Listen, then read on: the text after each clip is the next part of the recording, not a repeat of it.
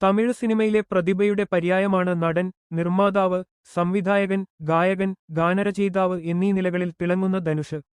യഥാർത്ഥ പേര് വെങ്കിടേഷ് പ്രഭു കസ്തൂരിരാജ എന്നാണെങ്കിലും തന്റേതായ അഭിനയശൈലിയിലൂടെ അദ്ദേഹം ധനുഷ് എന്ന പേര് ഇന്ത്യൻ സിനിമാ ലോകത്ത് ഉറപ്പിച്ചു.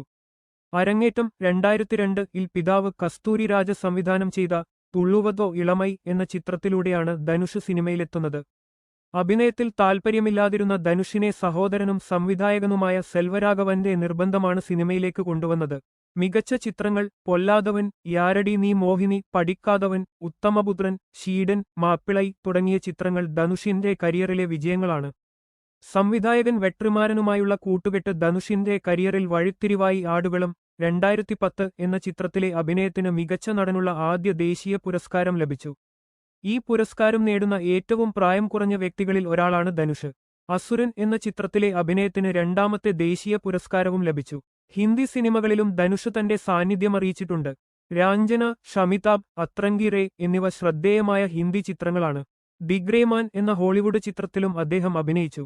സംവിധാനം, നിർമ്മാണം, നടനെന്ന നിലയിൽ മാത്രമല്ല, പവർ പാണ്ഡി എന്ന ചിത്രം സംവിധാനം ചെയ്യുകയും വട ചെന്നൈ, കാക്ക മുട്ടൈ തുടങ്ങിയ മികച്ച ചിത്രങ്ങൾ നിർമ്മിക്കുകയും ചെയ്തിട്ടുണ്ട്.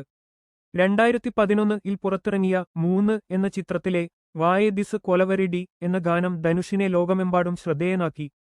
ഈ ഗാനം യൂട്യൂബിൽ വലിയ തരംഗമാണ് സൃഷ്ടിച്ചത്.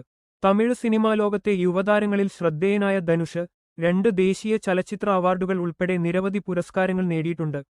മെലിഞ്ഞ ശരീരവും സാധാരണക്കാരന്റെ രൂപഭാവങ്ങളുമായി വന്ന് തന്റെ കഠിനാധ്വാനത്തിലൂടെയും അഭിനയപാടവത്തിലൂടെയും ധനുഷ് നേടിയെടുത്ത സ്ഥാനം തമിഴ് സിനിമയിൽ അദ്ദേഹത്തെ ഒരു പച്ചൈ തമിഴൻ, തനി തമിഴൻ എന്ന നിലയിൽ അടയാളപ്പെടുത്തുന്നു.